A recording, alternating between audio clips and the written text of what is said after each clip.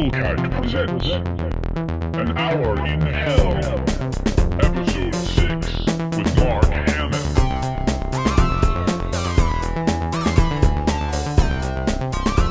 Welcome to episode...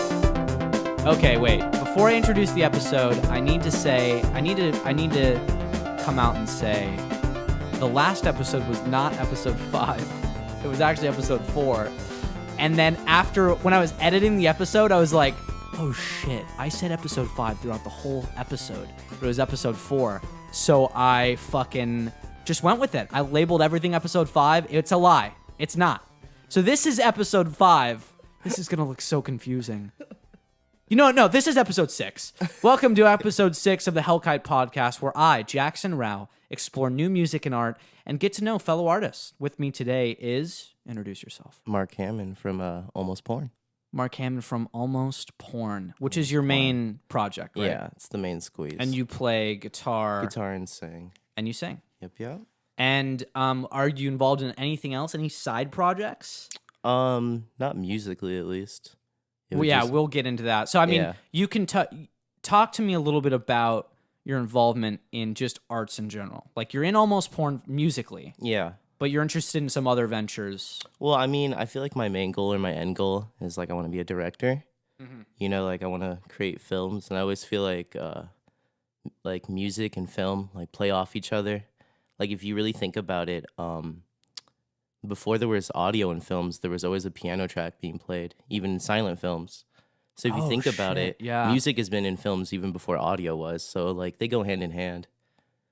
So I always imagine like scoring my own films and stuff like that. So I always like have different venues. Do you approach when you're making music? Is that the mindset you're coming from? You're like, like every this song is for a movie. Well, like every song is like a scene in my head. Wow. Yeah. That's not typical. Or like when I hear someone else's music, a scene goes in my head. So you have the visual fucking reel going in your head of like, this is giving a mood or a vibe off. Yes. That's amazing. And so where are you at with your film stuff? Well, so the goal is to record at least the goal was like 12 tracks. We might do like 6 or 8 and put together like a short film in the summer. That's right. So he's referring to, I don't know what you'd call it, an EP or album or... It'd probably be an EP. Yeah, that we're recording here at the Kite studio place. Hey. I didn't actually know initially that it was for that purpose. I always have ulterior motives. You always have a fucking master plan that you're cooking up. I didn't know that, and then when you explained it to me, I was like, this is suddenly a lot more exciting. You know what I mean? Yeah. It was no longer just, hey, let's make a song. It's like, let's score something. Let's score something. And what's funny is the other night I was talking to George from Good Boy, and he was like, hey, I'm going to create a short film, and I want you and Alex and I to score it. And I'm like, oh my God. As a musician, it's like kind of a dream come true to do that thing. Like, it's one of my sort of, I don't want to say bucket list, but it's like, I want to do that with my music once in my life, is like put it to a film. Yeah. How do you think making music for a film is different than just making music? You got to take into account that, at least a lot of composers, like big composers from movies, they usually like read the script first, you know?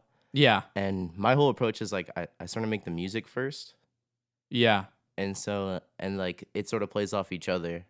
Like the theme of the movie isn't going to be directly related to the lyrics, but like the sound goes with the film. Yeah. Like you don't want to be too like blatant, you know, like, oh, the song's about time, so we're gonna have a whole vibe about like, you know, like the movie's about time travel, like, you know, like it's not that. Yeah, it's not in your face like that. It's more probably subversive, subliminal. That's the word. I mean, I've seen movies like. It's cool that you're here because I'm kind of like a big film buff too. Yeah. You know, one of my favorite things to do is just watch films. I wouldn't consider myself super cultured, so don't be like, You haven't seen that the film? 50s era. There were, great, blah, blah, blah. I haven't seen like the top 100 greatest films of all time, but I definitely love and cherish some really niche films. And I lost my train of thought. I was going to say something about, well, I don't remember, but film. Film. I like film. You like film. I guess I was just going to say we can talk. Speaking of film, Baron, our bassist. Where's this going? He's an extra. Oh, for films. yeah. Like, and his family is really into film. It was cool. Like when I learned about that, I was like, "What?" And he's working on a pretty big project right now. Can we say anything? Yeah, I don't know. That's why I'm a little scared. There's like 10 people watch. Like the fucking who gives a shit? I mean, he probably signed some sort of release, but I mean, he told us, so he didn't sign a release form. He's in a Boynton Barambino movie. Quentin Barambino Bobby. A Boynton Barambino movie. If they can figure that out, there you go. There you go. You got the inside scoop got on the inside Baron's life. scoop. That's funny though, because I feel like a lot of, well, in the film industry and the music industry, it's about connections, right? Yeah. And it's cool to know. I'm always excited when I meet a filmmaker, or an aspiring filmmaker, because I'm like, that's so cool, because I could see myself doing that. I just didn't choose. You're in the other realm, yeah. Yeah, it was almost like a split, because arts, for me, film and music come together really close. Yeah. But when I am choosing a career path, I just didn't choose to incorporate both of them. But at the end of the day, what's beautiful about art and what we do is that they intertwine. So you could start off one way and end up somewhere completely different. Like, I'm going the whole mixing, sound engineer route, producer, whatever. Yeah. But a lot of musicians, they have a high school band, that doesn't work out, which is pretty typical. And then they're like, where is the money? And then a lot of people realize making music for television and movies has a lot of money in it, and they need people to write good scores. Yep. But you're kind of coming from the filmmaker side. Yeah, more of like a directorial, Yes. angle at it. Like I want to create the story. Like I like to write as well. So you'll write a full script. Yeah. And then the music you'll also write too, but it's But not that's with the band. necessarily. Yeah. You're not always just coming from the musical side. Yeah. You also will do a strict film. Well, like this script I wrote when I was like, this was like 5.5 years ago 6 years ago now. Wow. When I was like in the 9th grade.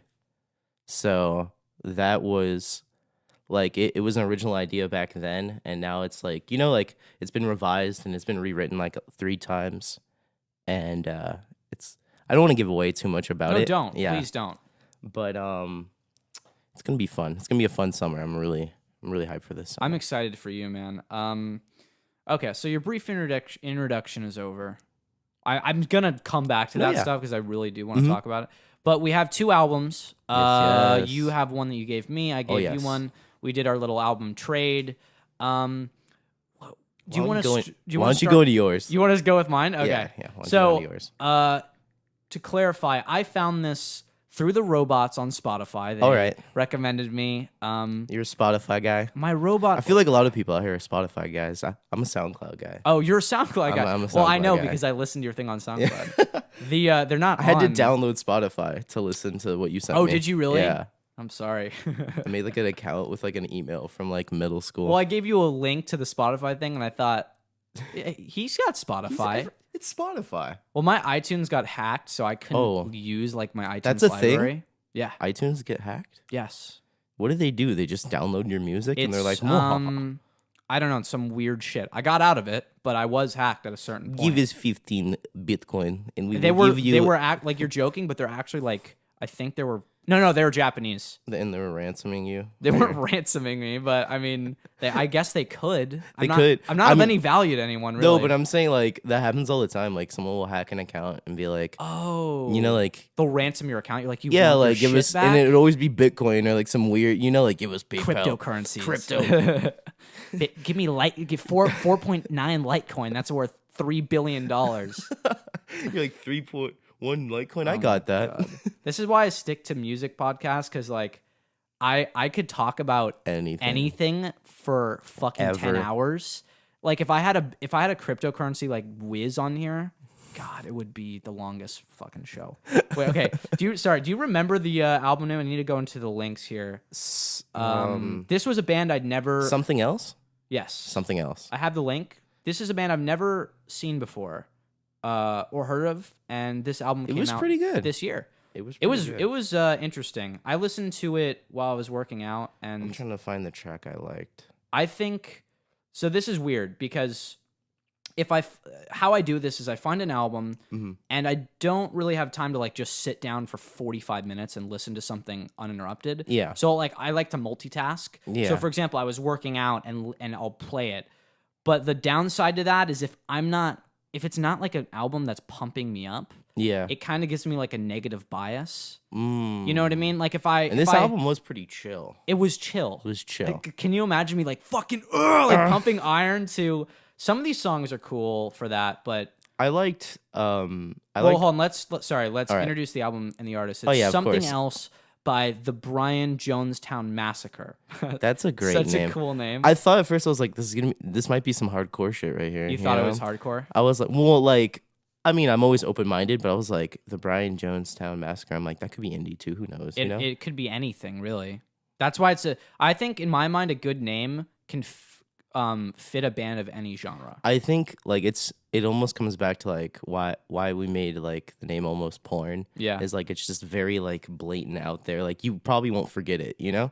I Like I definitely probably don't. won't forget the Brian Jonestown Massacre. Like that's it's just like a very like in your face kind of like Sex Pistols kind of name. Yeah, I agree. But also like it could be of a different genre. Yeah. If I had to describe the genre of this album, I'd probably say it's like it's weird because it's kind of like indie rock. Yeah. It's lo-fi sounding, like the recording is not, pristine and amazing.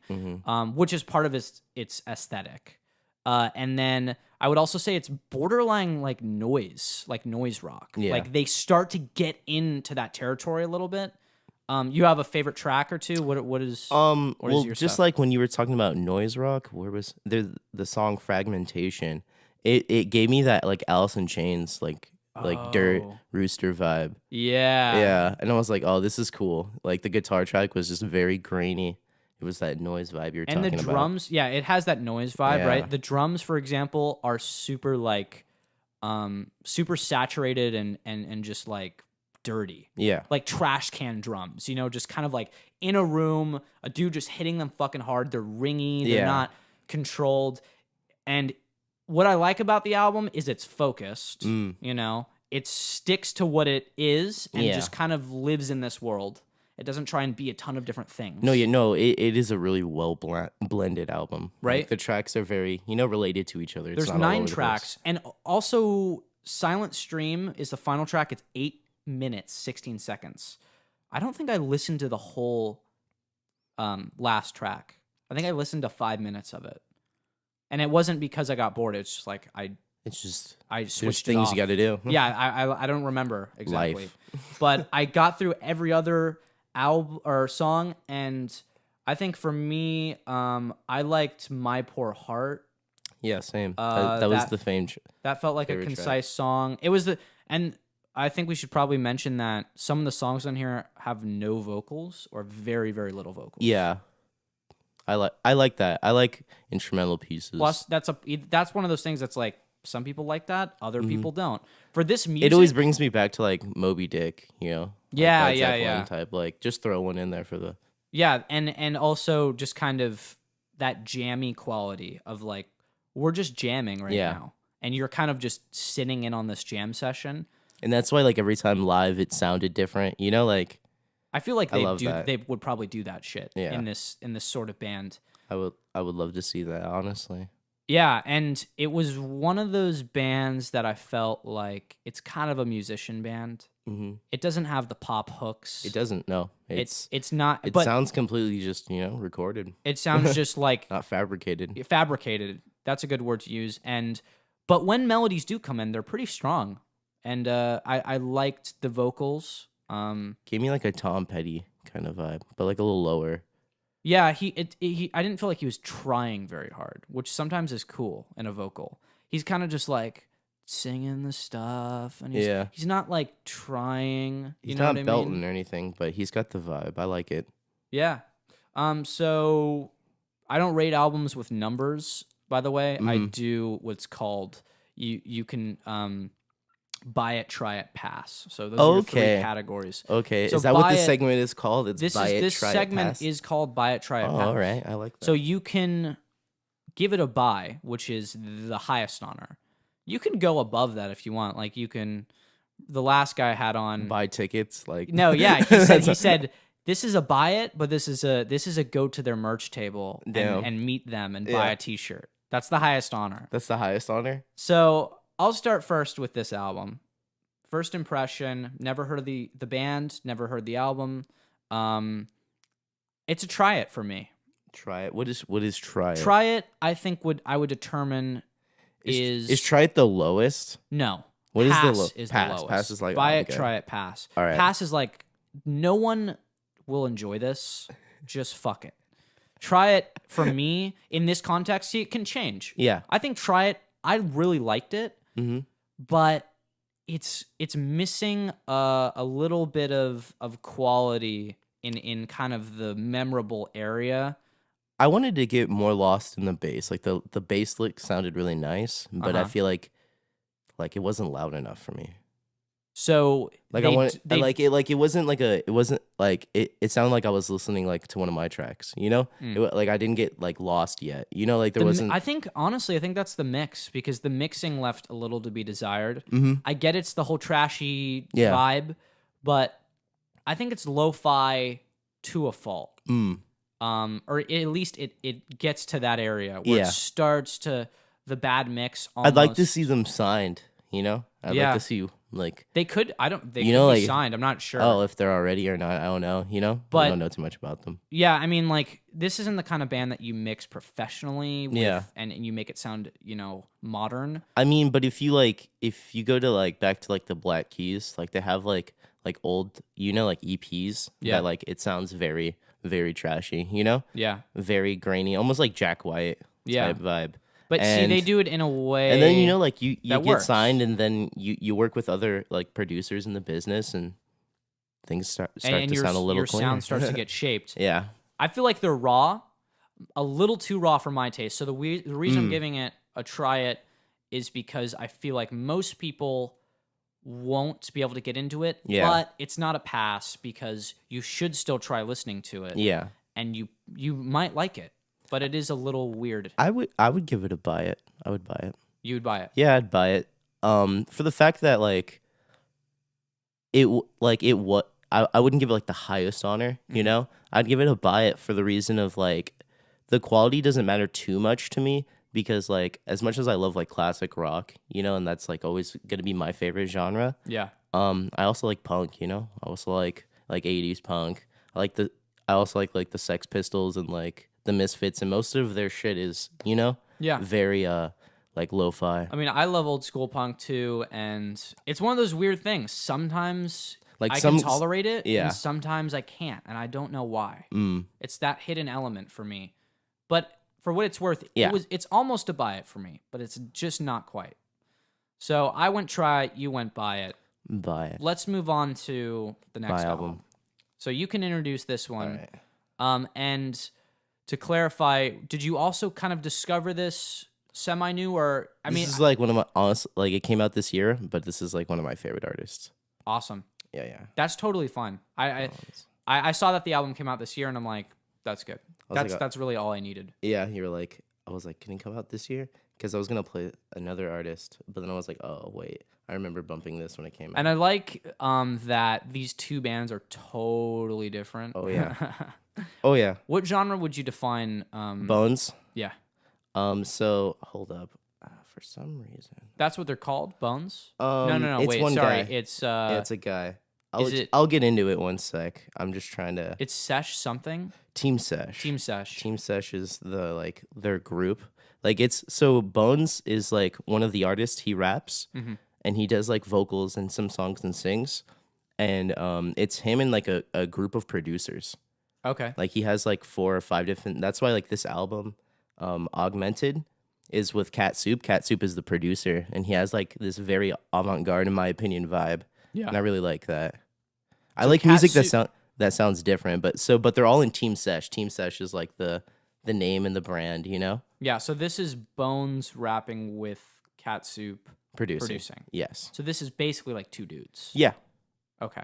But Yep, sometimes it's different. Yeah, sometimes it's different. And it's crazy because he has like multiple accounts. Like he has this other account called like Surrender Dorothy, and it's not rap at all. It's like it's all like sad little guitar tracks and like him just singing on it, like, and I love it too, you know? Like he has like so many different styles. He's all over the place. I always love that in an artist when they Yeah. can diversify what they create. When we came to record Time for Almost Porn, Mm-hmm. that pink shirt I had is signed by him. No way. Yeah. How did you do that? He like one of the artists he works with, Xavier Wolf, another rapper. He has like this collab at the store in Melrose, and so they had a meet and greet. And so me and my friend like went and waited in line. So And these when guys I went LA into the based? store, yeah. And so when I went into the store, like he was there and stuff, and I was like, oh my god. And he was signing other people's stuff, and I didn't have anything to sign, so I just like bought a shirt there at the store, and I was like, sign it, you know, So they like get you. gotta get you. But that's cool. Yeah, it was super dope. So this is Team Sesh. Team The Sesh. album is Bones and Cat Soup Augmented. Augmented. It starts out with a little intro track. Yeah, a lot of his do. Yeah. Like, yeah, I love little things like that. I like that too because it reminds you, hey, this is an album. It's not just Yeah, it's an experience. It's not just like a group of songs. it's not just 6 songs. that happen to be together. Yeah. Because some people do that. Some bands are just like, oh, we got enough to record an album, but there's no like rhyme or reason to the songs they pick. Yeah, Do you have a favorite track off this album? I do. I like Retina Scan. I also had a favorite track, and I think it was Lorez Dreams was cool. Oh yeah. I like that a lot. My only issue with that song is it's like I wanted more. Like it ended so quickly. It's only 1:33. Yeah, I know, It's yeah. pretty short. I feel like that's just like that's also like the SoundCloud format. Yeah. Oh, do you think so? Yeah, I feel like like just getting deeper. I feel like SoundCloud is run like obviously by like hip hop and rap more than like you know, like indie bands or whatever. Well, And the SoundCloud rapper, that's almost like a joke at this point. But Yeah. it's true. but it's like such a blanket term as well. It's like calling it rock. You know, like what is rock? You know, like There's all these subgenres. yeah, there's all these subgenres, and like just saying a SoundCloud rapper, does that mean that you start at SoundCloud? Does that mean you have a different, you know, like a different Yeah. vocal style? Like, is your beats a certain way? Like, what the hell does it even mean? You know, like Yeah, it is kind of vague. it's very vague. But it's like it's like a blanket term, but it does kind of hold true because, like you said, SoundCloud is dominated by rap. by rap, yeah, Whatever rap means, I'm sure you can go into it and break it down by different categories. yeah, What kind of genre? This kind of interests me, even though it's minutia shit. Yeah, yeah. What kind of genre do you think this is. This is. I feel like it's subgenre or genre would be I think they call it like shadow rap. Shadow rap. Yeah, like Suicide Boys, Bones. Like it's Why like do they call it shadow rap? it's just different, you know. It's very like dark, like it's almost like metal lyrics, you know, in a rap song usually. But Bones like tends to talk about like how funny like society is, like, and how he's just trying to be himself and things like that, and how we should all just be ourselves. I mean, I'll be honest. When I first turned on the song, I was like, because I'm not a hip hop dude. I'm Yeah. open to everything. Yeah, Like- and I wanted to throw a curveball because I'm a rock guy. I like that. Yeah. Yeah. And I was like, but this is also an artist that like even me and Raheem love him. Yeah. Like, yeah. So I turned it on and I'm like listening, and I'm just thinking. I think I thought I knew what was coming, Yeah. but I was kind of taken off guard when I started to listen to what he was saying. Yeah. And then also kind of the depth of the rhythm going on in the back. Like there's definitely attention to it's not just like an 808 drum kit, No. you know, boo, boo, Yeah. bah, like the fucking shit that everyone does. And it's Yeah. like, let me spit some bars over this basic ass beat. It's the their own things in the thing, man. background you can almost listen to alone. They're Yeah. really cool and detailed. His SoundCloud on his own, just Cat Soup, is so fun to just listen to his beats and him go off, because he'll have like a 13-minute long beat, you know? Yeah. And like take you through a journey. I loved the beats in the background. And Yeah. then his lyricism was really strong. And he's rapping about things that you don't hear people rap about.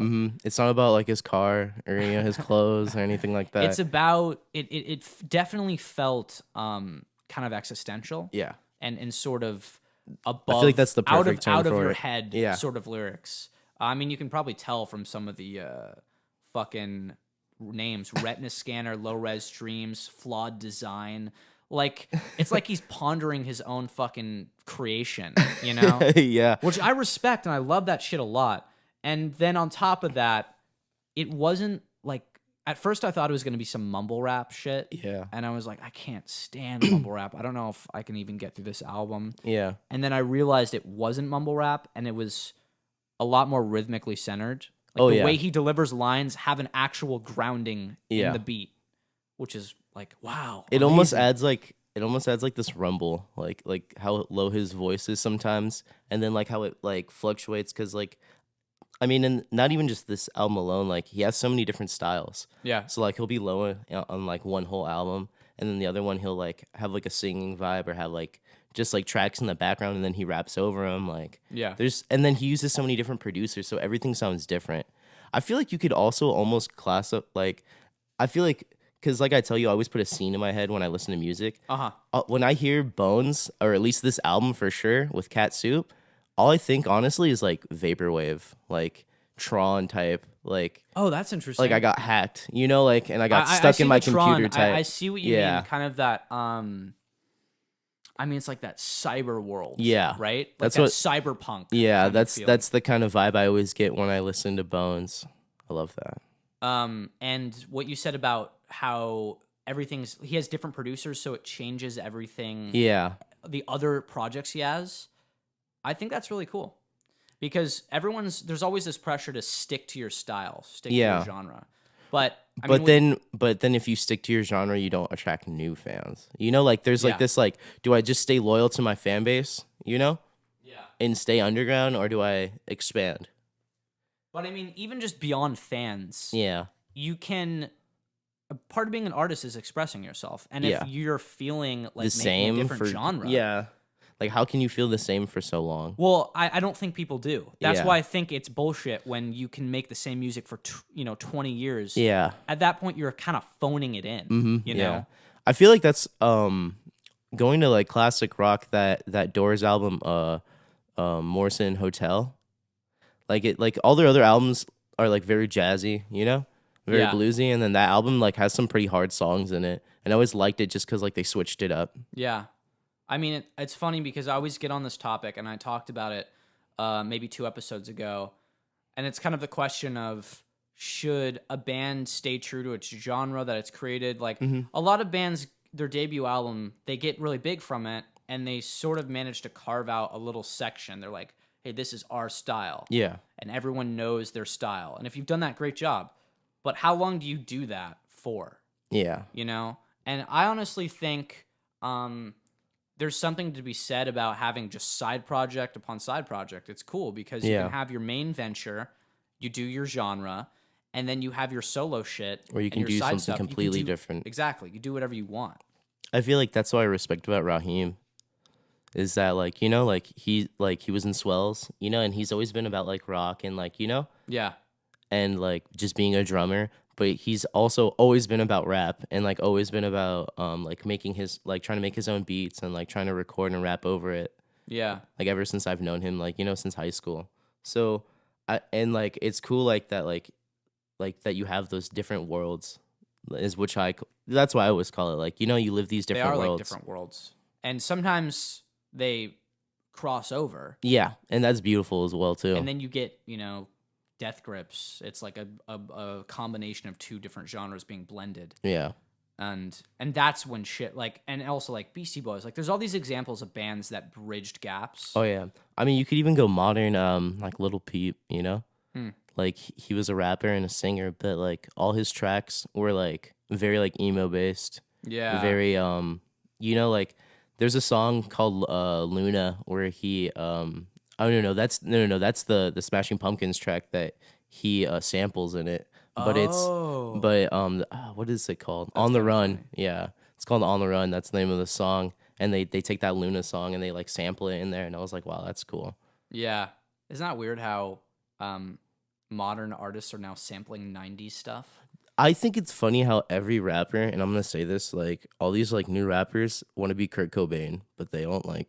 They're not musicians. Like they don't Why do play they an wanna be instrument. Kurt Cobain? Why does everybody like reference Kurt? Like where the glass is? Is Like that really a thing? yeah, I mean like I if see the style kind oh yeah, shit the of the ripped 90s. jeans, the Yeah. the clout goggles as they call them now. of. All that like I'm just like Kurt was those like guest striped shirts like I'm wearing one right now. No, you're not. No one can see you. Oh, but I give them Well, the you image. outed yourself. All right, actually, I'm naked. We're naked. Me too. Yeah, we're naked. We're both naked. Yes, we're red hot chili peppering it right now. Yeah, we got socks on our dicks. But wait, sorry. Before we continue on, let's do our buy it, try it pass for this album because I don't want to forget. Well, I mean, what's you're- funny is that when you said go to the merch table and Yeah. talk to them, like I did that, so that would be my rating. So the you're giving highest a honor. go to the merch table. Yeah, they were really humble when I met them too. When I met Bones, Yeah. yeah, he was just like really cool, and we talked about like I've seen him like 3 times, like And they're going cool to a show. guys? Yeah, they're all cool guys. Team sesh. They didn't spit on you. No, they didn't spit on me. No, I would have honestly wanted that though. I'm a mad fan. I would give it for me. Honestly, I want to listen to it again before I give a full rating. Yeah, I'm actually gonna go with buy it, dude. I don't know. Something about me being caught off guard and then kind of getting lulled into the sound of it. yeah. Not only do I want to give it another listen, but It's definitely a replay. It's a you know? replay. You hear it once and you're like, all right, and then you hear it again, or like you go and look up the lyrics and you're like, oh, all right, like this is something different. I'm It's- actually gonna give a unique rating. So this is a buy it, but also my unique rating is listen to the lyrics. Or sorry, lyrics. look up the lyrics. Yeah, Which I think is saying something about. it's The not lyricism. by it's by the songbook, if that's a thing anymore. I mean, if they're a good band, then it's a thing, because that's so fucking cool when you can like you're a super fan and you Yeah. buy like an $80 collector's edition set and it comes with lyrics and Yeah. other scratched lyrics or I got them- demo versions. Yeah, I bought the master collection of Led Zeppelin. It was like a 12 set CD like collection, and Jesus. it came with like a lyric book for Zepp 4. That shit is so awesome. Yeah, that was cool. And the best see, this is a good topic to talk about because when you're a big band, Hmm. it's important that you understand how many people are fucking super fans of you. And something I always admire about a band is when they can really honor their fan base in a Yeah. unique way. I love it when and I'm like an example when like you can love music so much that like you put it like on your body, like Wow. like I have like all the Zepp like symbols tatted on me and Yeah. everything, like just that like how music can like move a person that much to like make a commitment like that, A you know. permanent commitment. I mean, that's the highest honor you can That's give the a band, highest in my honor. opinion. Like if I ever met them, I'd be like, look, man. I'm sure they've gotten that before. Yeah, Right? I mean they've gotten everything. Look, like I got a tattoo on my ass cheeks. Let Yeah. me show you this. They're like, okay, go ahead. Let's talk a little bit more about your film stuff because this really interests me. You say you want to take a kind of a directorial seat. Mm-hmm. What are you doing right? Are you in school? Remind me. So all the people I looked up to as like directors and whatnot, like Yeah. they didn't go to film school. So I always felt like it was like because I was learning how to video edit and everything since like middle school. And just YouTube videos. Yeah. Like start School like, of YouTube. Yeah, you start off with like Windows Movie Maker and like you work your way up, You get to the Adobes and then you get to Final Cut Pro and then you start, like it's just like courses like the School of YouTube. I like that. Do I you like have that. anyone right now that's a director that you really like? Check this person out. They're doing good shit. I mean, Maybe not even an old guy. Anyone I was gonna say, new- I mean, my favorite director is like hands down Quentin Tarantino. Yeah. Okay. But anybody new? New Do you keep your directors. eyes out for this kind of stuff? So yeah, there's actually he's not a new director, but he's making like his first like feature film debut. His name's Director X. He's done videos for like Drake and like just Director about X. and he does like hip hop music videos. Yeah. But I've been seeing these trailers going around for this movie called like Superfly. But it's a full length film with all these rappers in it and like I know what you're talking about. and yeah, and he's the director and I was like, oh, okay, like like you're making that upgrade, like so I'm actually really interested. I think I might go and see that. Does the commercials look good? They have that one dude that was in Straight Outta Compton in it, and he was a really good actor. Yeah. So I feel like it might It's funny might that be a you're good saying film. that because I went to see Upgrade the other night. Oh, all right. I loved it very much. And when I'm in the theater, there's a big like cutout of the Superfly guy. Yeah. And like the joke with me and my friends is like, we don't know what the fuck that movie is or what it's about. It's just a guy he's holding something and it says Superfly. And it's like a quote that says like the hustle will never be the same. And I've yet to see a commercial. I don't know what it's about. I feel like My friends were making fun of it. Yeah. They were like, it's Superfly. And I'm like, what is this movie? I don't fucking know what it is. Do I see this? Is this a joke? Is it good? I found like the trailers online, like trying to watch other videos and shit. Like it would just pop up, and I was like, I don't know what the fuck this is. And then like I saw like You're like, by what do I director. do with this? No, but then like what always like intrigues me is like who's directing it, and then it was like by Director X, and I was You're like, like, I was like, oh, shit. I was like, I saw you like on a DJ Khaled video. How are you making like movies now? For better or for worse, he's upgraded. yeah, right? he is I mean, we'll upgraded. see. Is Superfly out? I don't even know. I don't even know. I'm also not trying to plug the movie. Like, what if the movie's shit? Like, and like this is my interview. Yeah, we're so talking about. let's make this clear. You're not like a voucher. I'm not saying. not, like, I'm saying- not saying go see Superfly. I'm saying like it looks interesting. Okay. I'm intrigued. What do you think about like? Do you have any composers that you really look? Oh up to? yeah. I Hans mean, Zimmer maybe. John Williams. What has he done? Star Wars, Jurassic Park, Oh shit. Superman. So I mean, he does like all of Spielberg's films and he does all of George Lucas's films. Indiana Jones. do you have a music theory background or do you? No, I didn't. Self-taught? I didn't go to music theory. It's funny. I was in advanced orchestra at Van Nuys. I played stand-up bass. Was that difficult? It was fun. It was I mean, it was a curve at first, like, playing something fretless, but like once you get used to it. And so you had to like read any other- music, right? Yeah. Sight read? Yeah. I mean, Eisenhart, Mr. Eisenhart, our teacher, he taught us just about, everything. I mean, you start in beginner and like you go on and learn Yeah. But yeah, it was fun to actually have an actual rudimentary understanding of music. Basis for you to yeah. build on. Do you think this was going to lead in my question about kind of music theory? Do you think that you need music theory in the composing world? I feel like as an outsider, I think it's kind of a standard that most of those composers are super well versed in Yeah. theory and the different modes yeah. and creating emotions. I feel like you should have an understanding of like your scales, of course, and you Yes. should understand that like what goes with what and like what notes in the scale are the resolution. You can't like just end a piece like on a certain note and it just leaves it hanging off. Like or maybe you can see like that's why. Yeah, it that depends can on- create a and different that's sort wh- of emotion. and that's what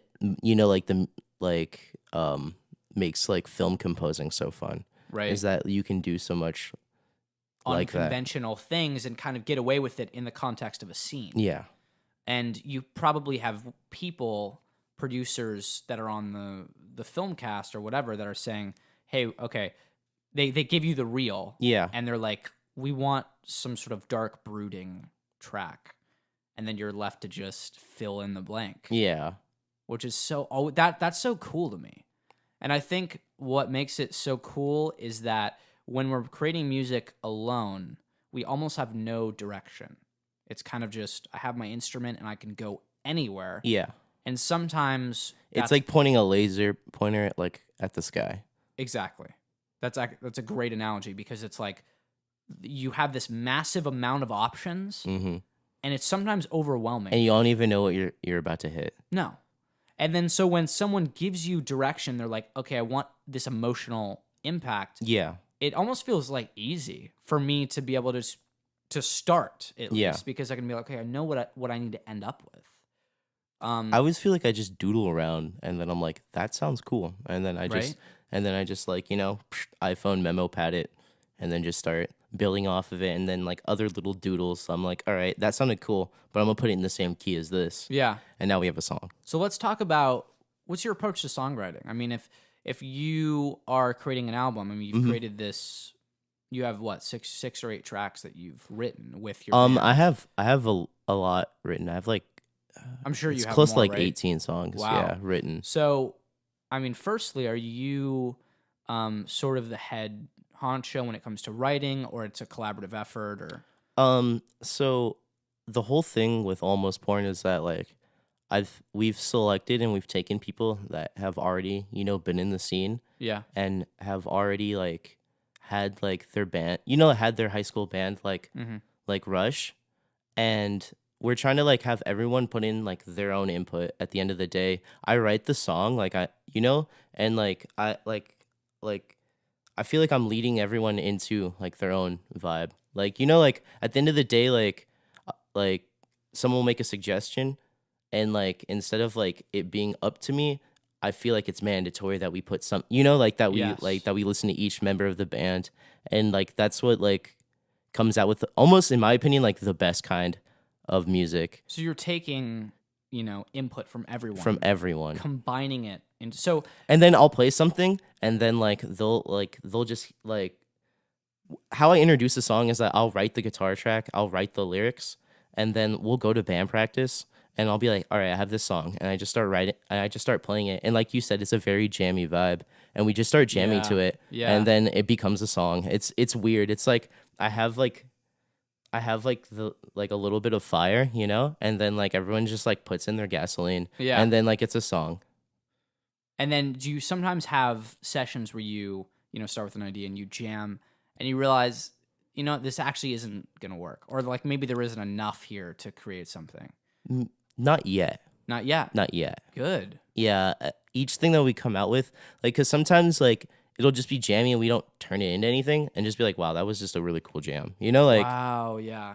So okay, I love that, because I mean, for me, when I try and create a song, if I go in with the kind of devout purpose of I'm gonna write a song, Yeah, it never works out. it's like it just sort of happened. Right. Like time just sort of happened. It just has to. You just kind of have to catch that feeling, and I think the more I try and control it, the less of a real kind of passionate song I'm going to create. So what's cool about what you said is that you have a jam sesh. Sometimes it creates a song. Other times it's just a fucking cool jam sesh. Yeah. Either way, everyone's benefiting, because Everyone's chilling, and it's like everyone's in key. Like it just sounds cool at the end of the day. I mean, And I feel like sometimes like when the money's right, I want to just be able to, every time we practice, we record. Yeah. Like to have just like this like cool like almost like B-side rarities type, like like whole album just instrumentals. That's because like sick. we'll go into like a 12-minute like like just jam session on like one.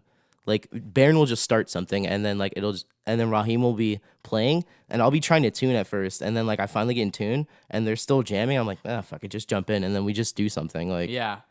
it's so much fun. It's always fun to just like, I always get excited to like come to the Valley and make music. That's Why did you start? Well, your first instrument was guitar, right? Yeah. What made you want to start playing guitar out of all the instruments you could choose? Like really young, I was brought up on classic rock, and I think I saw some footage of like Jimmy Page, like with the double neck guitar, or like playing the violin, like with the bow on the guitar and everything, and I was like, what is this? Like, and the sound it created just intrigued me, and I was like, I want to play guitar, And my mom was like, well, you got to get good grades, and I was not good in school, so it took a while. How long have you been playing guitar? Since like the 5th, 6th grade. So how many years is that? Damn. How old are you when you're in the fifth grade? I sound so retarded. I want to say you're like 11. Really? Maybe 10? 10. 11? So does that seem younger? So I've been or playing older? guitar for 10 years. Wow. I'm 20. Wow. How old did you think I was? This Around is the same age. yeah. 2019 maybe. All right, I'm 11. No. I mean, I think that's really cool. And guitar is the only instrument you've kind of or do you Guitar have you was spread out a little? so guitar and an upright bass. Those were like I've actually like took Yeah. lessons for those instruments. But I've also dabbled in keys. Like I have a keyboard set at home. You've dabbled in keys. I've dabbled in keys. Well, my whole thing was like I would YouTube like how to play like retro video game themes No on the shit. piano. Yeah. I just heard the funniest thing the other day. I was at work and there was a music playing. Mm-hmm. And it was a Daft Punk playlist, and the Alright. song comes on, and it's the Zelda theme. Yeah. Fucking like remixed Oh, for dubstep. yeah. I know what you're talking about. I think I've heard it. It's by someone named Nostalgia. Yeah. you Yeah. heard of that? Yeah, I've heard that Oh, track. it's so cool. It just came on, and like the other people in the place were just like, we all looked at each other like, is this Zelda? Oh my god. Yeah. This is. Have you There's- ever had interest in doing like electronic genres, for example? I always think about, or what I'm always open to do is I always tell like people who produce like beats and rap and stuff like that. Yeah. I always tell them like, I always like my favorite rap tracks are when they like implement a guitar. Like when they course. take like guitar parts. So I'm always like, you can sample what I've already made, or like I'll come into the studio and it'll turn. I'll make a guitar track and you can turn it into whatever you want. It could sound completely different for Have all you I care. listened to MF Doom? Yeah. So that's really sick. Oh, yeah. Like that's Yeah. I haven't listened to a lot of sampler, like old school sampler guys, Mm-hmm. but he is definitely my favorite. And he does cool shit with like funkadelic He does. 70s rock and stuff. MF Doom. That was a perfect example. That's what I thought about when you say like Yeah. sampling guitars and like the machine I have behind here. Because growing up, I never really liked rap or hip hop or anything. I always grew up on rock. And then it was groups like Beastie Boys and like the Aerosmith collab with Run DMC and like Rage Against the Machines that got me into like, I alright, think this that was the this bridge for a lot of Yeah, that was the people. bridge. And then from there, I think like, because I skated a lot in high school, Yeah. I remember seeing on Thrasher magazine, I remember seeing Tyler the Creator. Yeah. And like I was like, who is this like dude, like all colorful, And like I just looked him up and started listening to his music, and that was the first like I could say rapper that I liked. Yeah. Was Tyler But the even Creator. he I always thought he was a lot had a more hardcore Yeah. root Yeah. than a lot of the rappers I was listening to at that time, and there weren't that many. Mhm. I think that the fact that you said the Beastie Boys Rage Against Yeah. Machine kind of thing is like that was a bridge for a lot of people Yeah. to get over. It's weird when those things happen because you have those two genres that blend together, and as soon as I listened to Rage Against the Machine for the Yeah. first time, I was like, this is so obvious that this should exist, but no one had thought No of one it. did it. No one did it. No one did it. But I don't know how it happened. It's just like a weird product. And what's funny is that like a lot of the groups that came after them or like were around the same time trying to do what they were doing, like Limp Bizkit and all these other, yeah. like they just didn't have that that Rage Against the Machine, like I don't know, finesse. I don't even know what you call it at that point, because like the lyric, like there was some like Bones, there's something more to the lyrics. Yeah. Like, and I feel like that perspective of like that anti-government, like kind of vibe, like just like overtones with the guitar, like it's just anger, like it's anger at its finest without anybody yelling at you. Yeah. Yeah. And I mean, Rage Against the Machine's lyrics, I mean, they're kind of that. It's almost a joke at this point. I mean, they're great lyrics, of course. Yeah. It's a great band, but it's a joke because of like the anti-government stuff. It's like it's just so overdone at this point. But Yeah. at the time, it wasn't done in that way. Yeah. But now there's like those kind of bands are dime a dozen. Yeah. Well, yeah. Now everyone is now everyone's like fuck the government. Yeah, and I mean, this is another good topic. I'd like to see where you stand on this. What do you think about bands getting political? Do you think it's because for me, art is removed from the world. I guess I'll try to explain that in a better way, but it's like for me, it's existential, it's detached, it's like it's how we ask questions of which there are no answers. And it's almost like insulting sometimes. It can be done well. Don't get me wrong. I love classic punk and and hardcore, but sometimes it can be insulting when art is created that's just political and it's done in just like a whatever way. This is how I look at it. Artists getting political. So at the end of the day, I like your stance on it, but I feel like my belief is that it's a great quote. Life imitates art, and like I feel like the best art is what like puts like what's actually going on in the world in the foreground. Yeah. And I feel like so if you say if it's something real and you're not just doing it because like you're angsty, you know, and like whatever FBI agency blocked your porn account or something, like, you know, you have a real reason to be angry. Yeah. Like I feel like the music, like you can tell. And that's why, like you say, like these bands are a dime a dozen, but we're still talking about Rage, you know? Yeah. And we're still talking about these old bands that did it first because like it was genuine. They had something to say. They were really pissed off. It was genuine. I liked how did you hear the thing at SN like what like they're banned from ever coming back to SNL? Who? Rage Against the Rage? Machine. Yeah, explain the story because So I think I know basically, what you're talking about. some Republican candidate was the host that night. You know, there's a different like different hosts they have every night. Yeah. Or every Saturday, obviously. And he I get, you know, like they're very anti-government, so they put during the rehearsal they put like upside down like American flags, which like represent distress, you know, like on top of their amps, and then like the head guy of SNL was like, you guys got to take that down. And they did for the actual recording of it, but like during the rehearsal, you know, like in front of everyone, like they off air though. Yeah, off air. Yeah. They had the flags upside down, and then they played a song that they weren't supposed to. With like that was very anti-government, you know, like the lyrics. Cursing and stuff? No, it was just like directly involved with like anti like Republican views. And he was, you know, like it just would have been very awkward. It was a fuck you. And they still did it. Like they did that one on air? I don't know. I don't remember, but I just they're know banned. But yeah, they're banned. That's it was like a hilarious. Watch Mojo video of like 10 people who are banned from SNL, and Rage is on there. They also did I love that story, but they did a BBC. Have you seen that thing where Rage played the BBC? Oh yeah. Do you know what I'm talking about? Yeah.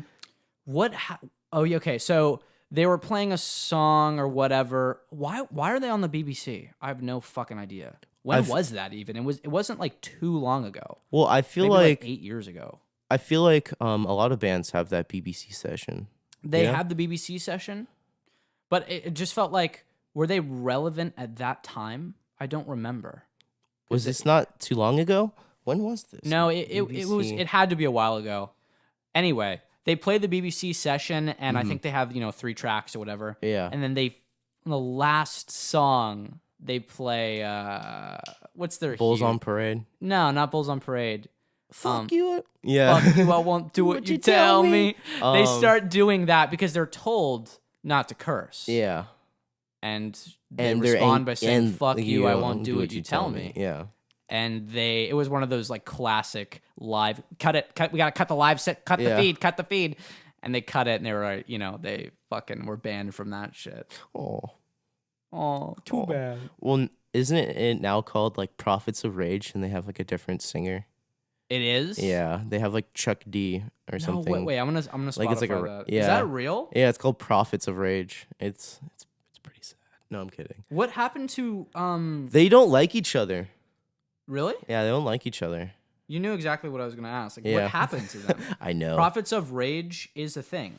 Yep. 2017. It's on Spotify. It's on Spotify. Wow, they've had albums like they're relatively new. They are. I'm telling you, this is a past 2017, couple years. 2016. I wonder what the about page says. But they don't like each other? Is that why they're not a band? Well, I know that I don't know the exact story, but I know that there's some internal, like, conflict in the band. For me, I always think someone's dead in that band, but No, they're no, not. no, no. They just really dropped off. Yeah. So they have like a public couple view. different vocalists now. Oh, okay. But Rage Against the Machine, the moniker is retired. Yeah. That's too bad. For now, who knows? They're all alive. I mean, it's one of those bands that, similar to Nirvana, how they're kind of encapsulated. Yeah. I mean, I don't know. Prophets of Rage, that might kind of fuck up their repertoire, but Rage Against the Machine, they only had 2 albums. Yeah, I think it's 2 albums. And they're both considered fucking awesome. Yeah.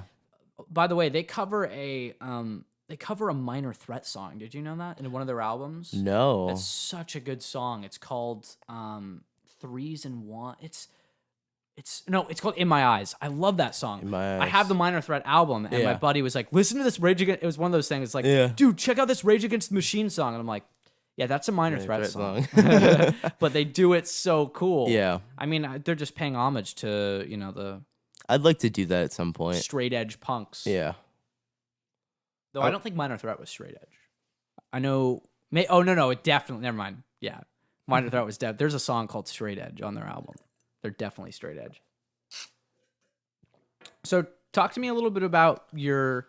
I mean, you don't want to give away your movie, but I could talk about the band. talk about the band. Sure. So yeah, I mean, we're almost porn.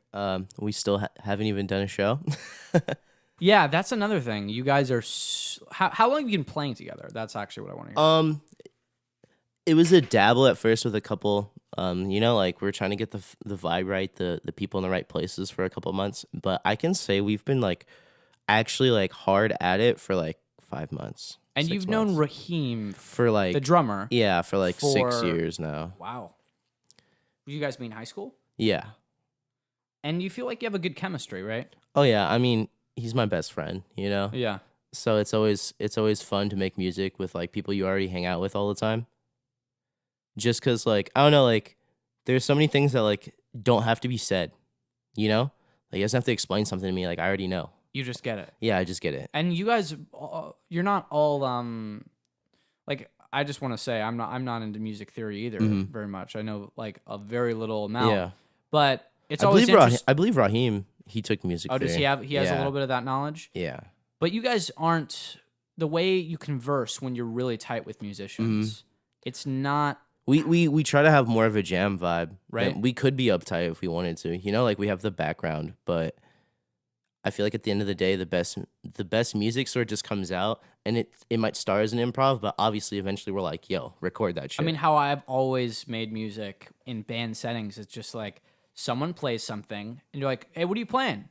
And you don't do it in some crazy jargon. You're kind of just you the classic thing is just show them. Yeah. You just seriously, no, yeah. fucking tilt your body, and you're like, "Hey, this is just this."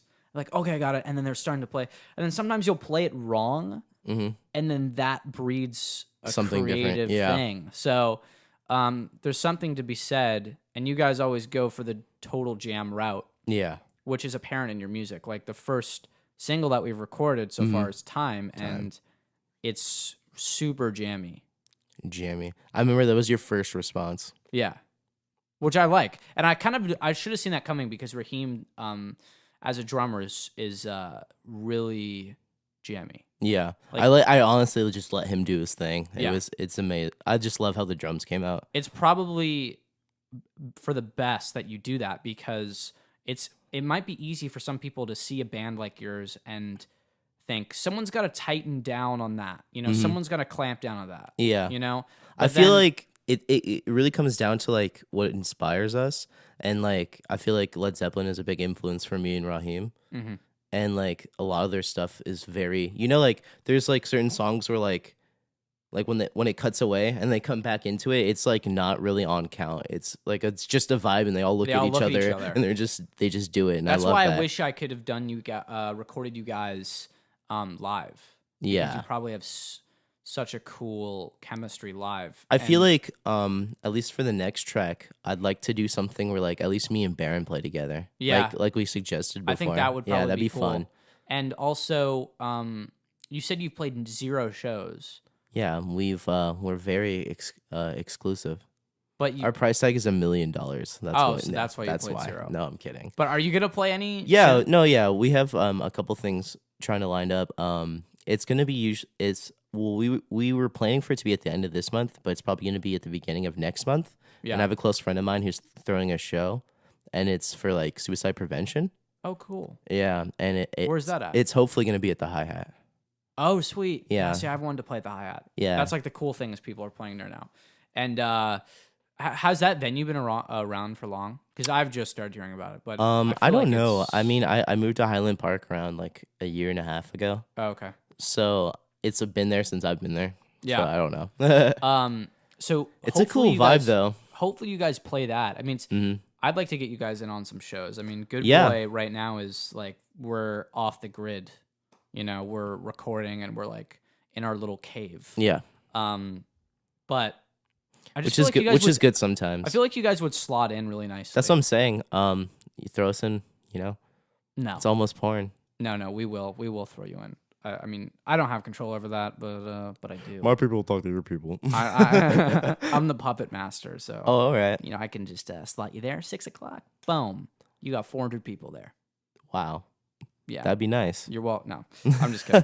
Okay, so we got 3 minutes. Let's finish off on the last final segment, which is the Desert Island Band. I want you to tell me what is your Desert Island Band. That's one band you can have Yeah. if you're on a desert island. I hate to be so basic, but Led Zeppelin. Oh, didn't see that one coming. No, I did. I know. I've only like referenced them how many times today? You know what's funny is like whenever I do the Desert Island Band, Mm. usually it happens just like it did. It's like you're referencing your Sing it. favorite band all the time Yeah. because that's what we do as musicians. Yeah. We're always calling back to like our biggest inspiring band. Mm-hmm.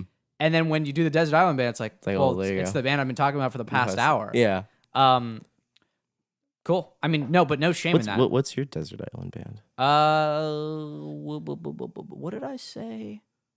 Maybe I'm changing it, but I think I said it's either a band called Shudder to Think, Mm-hmm. which you should check out. I'll show you them later Shudder to because they're Think. super underground, but they're like 90s art rock, Oh, cool. like prog art Yeah, rock. cool. Really cool. Or Elliott Smith. Oh, all right. So for me, those are my two. But Led Zeppelin's, I like that choice a lot. Yeah. And you probably won't be the first person to say that. Or And I probably won't be the last. Sorry, I meant you are the first person. All right. You won't be the last, Last, though. yeah. Someone already said Beatles. All right.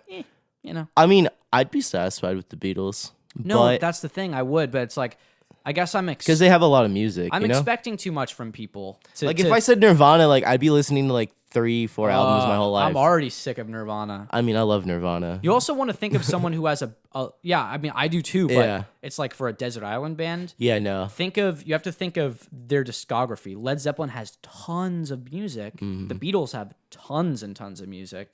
So I honestly I think know. that's Yeah, a no. If smart I choice. another smart choice would be like Rush, just because they have like Oh. how many albums you would. See, we got to think about it like Now you have to think about it like that. Like no, seriously. Like if Practically. you are actually going to choose someone listen, with just the biggest and all, not even just most songs, but like most genre. Like there's Yeah. those bands that have, oh, this is like their jazzy album. This Yeah. is like their rock album. Yeah. They do like yeah, no, different you need a genres. diverse group. That's Exactly. why I think the Beatles would be a good one, just because they The do Beatles have are a a couple great one. vibes. You know, I don't know why I'm shitting on it. It's just like It's the Beatles. that's it because it's the Beatles. It's the first choice that I would think someone would pick. would say, yeah, No shame though. yeah. Led Zeppelin is your desert island band. Oh, yeah. So we went over our 2 albums. We talked about you and your good luck on your film. I'm really Thank excited you. for that. I mean, Oh yes.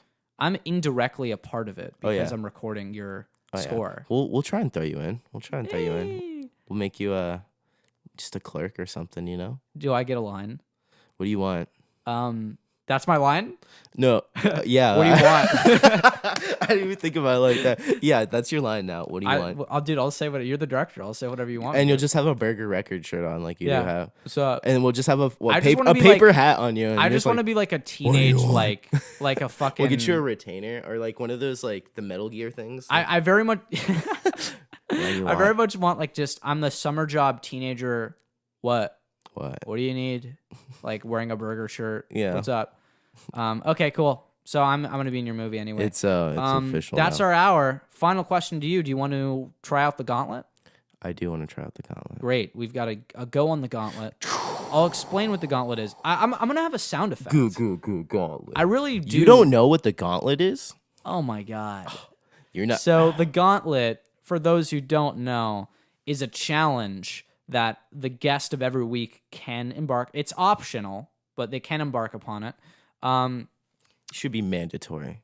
No, because people are gonna get too scared. No one's gonna want to come on. I call out all other musicians to try the gauntlet. Well, that's what it is. It's challenge to you, but you don't have to take it. So anyway, Sip from the gauntlet. the gauntlet challenges you. I want to get like a badass voice. Dude, you should get a gauntlet. Well, I think a gauntlet is a figurative meaning. It just means like a challenge. Oh. So you should I feel probably like I feel like a gauntlet is like a cup. Isn't no. it? Like you sip- That's a goblet. a goblet. A gauntlet is a glove. So Oh, a you're right. glove. All right. But let me explain what it is. So it's 45 You minutes. should slap someone with the gauntlet. Okay, I it's challenge you to the gauntlet. okay. It's 45 minutes. Jesus, 45 minutes is set on the clock, and you have to record and write and record an original song. Cool. So you can use all the instruments in here. There's guitars, there's a bass, Yeah. drums, synths, vocals, and programmable stuff, whatever. Do you have a melodica? What is a melodica? It's like a piano that you blow into. It's like a little key that you blow into.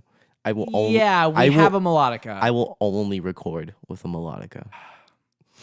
We got a melodica. Okay, so we'll use the melodica. So that's the rules. I can collaborate with you, or if you're super like go for it, you have an idea already, then I'll just be there to help. Whatever. No, Stay out of your way. yeah, no. I'd like a collab. Yeah, Cool. That would be the best. We'll do a collab then, and I'll time lapse it, All right. and I'll mix it, and I'll put it up in the next couple days. Cool. Um, Do we title the track the Gauntlet? I title it Gauntlet Challenge. Gauntlet Challenge. Well, there we go. That's Mark. That's Yep. Almost Porn, Hey. and say goodbye. Check out Hellkite. His music's awesome. Oh yeah. I'll